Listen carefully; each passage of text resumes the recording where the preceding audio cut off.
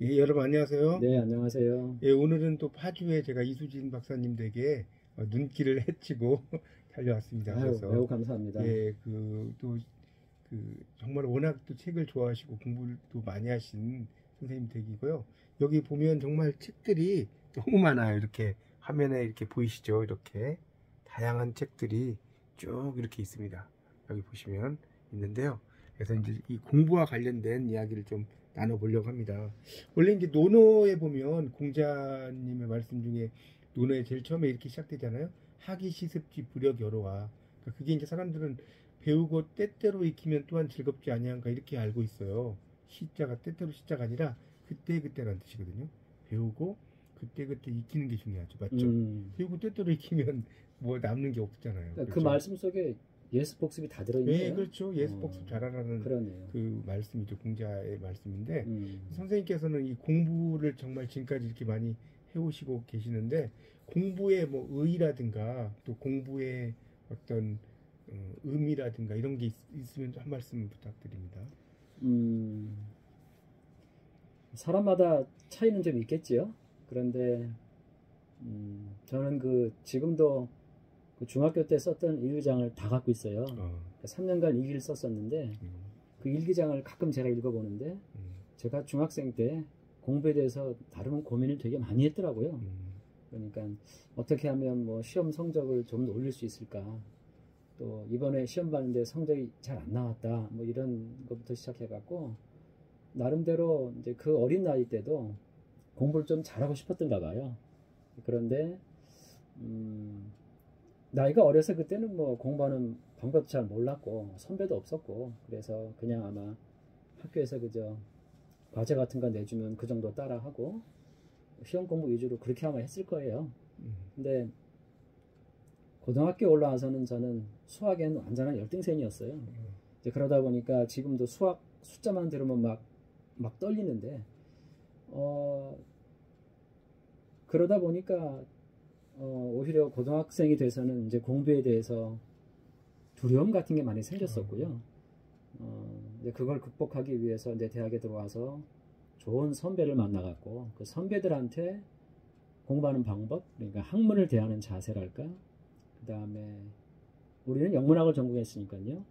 그 작품 하나하나는 어떤 식으로 읽고 어떻게 비평을 하고 거기에서 우리 인생의 어떤 교훈 같은 거 어떻게 끌어낼지 이런 것들에 관한 뭐 그러니까 대학에 들어와서 비로소 공부하는 거, 공부의 맛, 그 다음에 공부라고 하는 게 사람의 한 인생에 미칠 수 있는 영향들 이런 것들에 대해서 나름대로 체득도 하고요. 그러면서 홀로 그 독서를 통해 갖고 공부에 대해서 여러 가지를 많이 좀 이렇게 스스로 얻었던 것 같기도 해요. 저는 대학 들어와서 그 정도고요. 그 다음에 그다음에 이제 공부의 의미는 어떠신 거죠? 이제 공부 어떻게 생각하시는지. 공부의 의미요? 예, 공부라는 것은. 아까도 잠깐 우리 따로 얘기를 했었지만 요즘에 한국 사회에서 공부라 그러면요. 좋은 성적 받고 그다음에 내신 성적 같은 관리 잘해서 상급학교 진학해서 그다음에 또 좋은 대학 들어가고 또 좋은 직업 얻고 그렇게 해서 안정되게 연봉 얼마 이렇게 사는 거 그게 어떤 공부의 최종 목적인 것처럼 그렇게들 알고들 있잖아요. 그리고 학교도 그렇고 또 부모님 세대도 그렇고요. 근데 저는 그냥 개인적으로 공부라고 하면 인간이 그러니까 세상에 태어나서 가장 인간답게 살아갈 수 있는 방법. 그게 공부가 아닐까 생각을 좀 해봤어요. 아까 공자님 말씀 얘기했지만 중국 고전에 보니까 뭐 공부랑 연관된 글들이 간혹 있더라고요. 그리고 우리 조선의 그 고명한 선비들의 글을 보더라도 공부라고 하는 게 단순히 뭘 많이 알고요. 지식을 많이 습득하고 거기에서 끝나는 게 아니라 그러니까 특히 정약용 선생 같은 경우를 보니까요. 글자 하나를 공부를 할 때도 그 글자의 뿌리까지 파고 들어가서 그러니까 그 시대의 찾을 수 있는 거의 모든 자료를 총동원해서 글자 하나하나에 관해서 아주 궁극적으로까지 그렇게 파헤치는 공부법을 그렇게 공부를 하셨더라고요. 그렇죠. 이제 우리가 이제 쿵푸라고 하잖아요. 쿵푸. 쿵 그렇죠. 그러니까 그게 이제 원래 쿵푸가 이제 공부. 무술인 줄 아는데 네, 아니죠. 이게 이제 쿵푸에서 이제 네. 공부라는 의미지 공부라는 않습니까? 뜻이죠. 그래서 공부라는 거는 정말 저도 지금 계속 하고 있지만 의미를 잘 찾아가기가 쉽지는 않은 것 같아요. 네. 그래서 이제 공부라는 걸 이제 저도 하면 할수록 하면 할수록 참 어려운 미궁에 빠지는 것 같고 예. 제가 이제 대학원에서 이제 한문학 공부를 좀 하는데 그 교수님께서 정말 내가 가진 지식은 해운대에 있는 자갈에 그 정말 낀 이끼만 또 못하다. 뭐 그렇게 이야기하시는 거예요. 정말 경악의 대가이신 분이. 그래서 아 정말 공부라는 것은 정말 뭐 좀 안다고 해서 안다고 할 것도 없구나. 그럼요. 그런 대가들도 그렇게 자신을 이렇게 겸손하게 이야기하고 또 벼도 익을수록 뭐 고개를 낮춘다 이런 말 쓰지 않습니까? 그렇죠. 그런 것처럼 공부라는 건 정말 알면 알수록 좀 겸손해지는 것이 제가 볼 때는 공부가 아닌가라는 생각이 듭니다. 그러니까 공부라는 그렇죠. 것 예. 자체가 우리의 삶을 풍요롭게 하기도 하지만 정신적으로 이제 예. 많이 이렇게 되죠. 근데 이제 최근에는 그 공부라는 게 그런 것 같아요. 너무 어떤 현실과 동떨어진 공부 이런 것들이 이제 별로 예를 들면 어떤 공부가? 예를 들어서 인문학 공부 같은 경우가 네. 우리가 이제 어떻게 하면 먹고 살 것인가 이런 거하고는 좀 관련이 없을 수 있잖아요. 예를 들어서 뭐 철학서라든가 철학이라든가 뭐 인문학이라든가 이런 것들이 어떻게 하면 뭐 우리가 요즘 유튜브 이런 거 하다 보면 구독자를 1000명을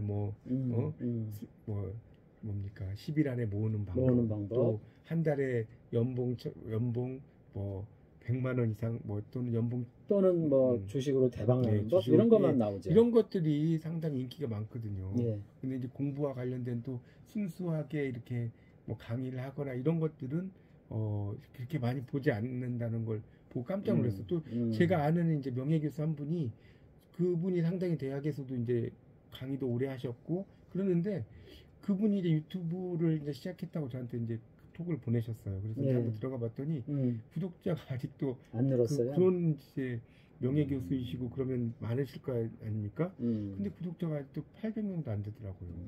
근데 요즘 세상이 좀 경박해서 그런 거 아닌가요? 그러니까 진지하게 어떤 지식이나 지혜를 추구하는 게 어떤 의미에서는 얘기하셨지만 뭐 돈벌이라든가 생활의 하나의 방편화하고는 크게 연관은 사실 없죠.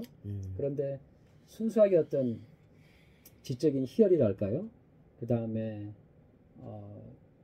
그러니까 꽤 존경하는 사람이 한 사람 있어요. 저도요. 작년에 작고했는데 일본 사람인데요. 다치바나 다카시라고 있어요. 아, 저 알죠. 예, 일본의 독서의 신 이런 식으로 불리는 사람인데. 아, 그분이 돌아가셨구나. 예, 그분이 평생에 걸쳐서 몇 개의 분야에 개척을 했죠. 그러니까 순수하게 독서의 힘만으로 물리학이라든가 뭐 하다못해 죽음에 관한 그런 책까지 다수 책을 썼는데요. 그런 말을 했어요. 그러니까 현대를 살아가는 사람들에게 교양이라고 하는 게 많이 부족한데 사실 교양이라고 하는 게 학문이나 우리가 공부하는 것과 연관이 있잖아요. 그런데 그 사람이 말하는 교양은 그런 거더군요. 그러니까 우리가 세상을 살다 보면 수시로 무엇인가가 내 앞을 바로 막을 때가 있죠. 그러니까 뭔가가 내 앞을 가로막았는데 그게 미지의 것이라 내가 뭔지 몰라요. 그런데 꾸준히 공부를 해온 사람들은 무언가 모를 것이 내 앞에 닥쳐왔을 때 그거를 슬기롭게 타고 넘어갈 수 있는 지혜가 생긴다는 건데요.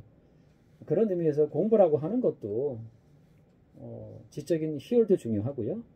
그 다음에 공부를 통해서 지금 세상이 어떻게 흘러가고 있는지 다른 사람은 이게 옳다라고 말하고 그쪽만 바라보고 거기만 따라가는데 진짜 공부는 가끔 세상에서 이렇게 막 이게 가치가 있다, 이게 최고다라고 말하는 거를 조금 역행해서 이렇게 그러니까 강물을 거슬러 갈 수 있는 그런 힘을 키우는 게 공부의 진짜가 돼야 되지 않나 이런 생각들을 가끔 하거든요. 저는요. 예, 요즘 근데 학생들을 보면 공부 양이 우리 때 비해 갖고 몇 배 분량을 공부하고 있어요. 이제 그런데 강의를 해봐서 아시겠지만 학생들하고 얘기를 나눠보면 정말 기본적으로 인간으로서 알고 있어야 될 기초에 해당하는 그런 지식이랄까 지혜까지도 너무도 모르고 있고요.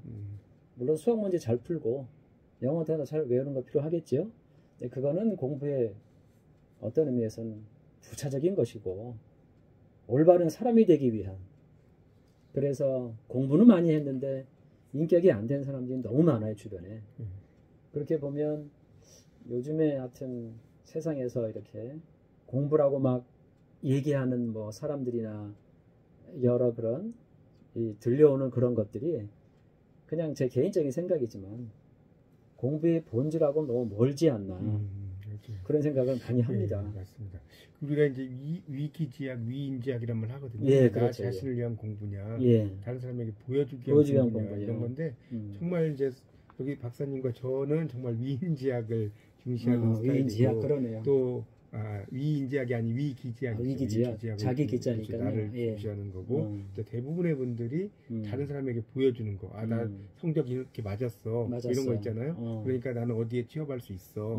이런 것들을 위하는 공부 같아요. 그러니까 제가 볼 때는 공부라는 것은 최종적으로 이제 총평을 한다면 위인지약이기보다는 위기지약. 그러니까 우선 자신이 학문을 통해서 올바르게 서고 그 다음에 타인을 위해서 그 자기가 알고 있는 것을 베풀어서 세상이 도덕적으로 변할 수 있다면은요, 그러면은 더할 나위 없는 공부가 아닐까, 이런 생각을 자주 합니다, 저는. 예, 역시 선생님은 저랑 또 생각이 상당히 유사하고요. 일단 이렇게 이제 이번 시간에 간결하게 공부와 관련된 이야기를 했고요. 또 이어서 여러분과 또 이야기 나눠보도록 하겠습니다. 감사합니다. 감사합니다.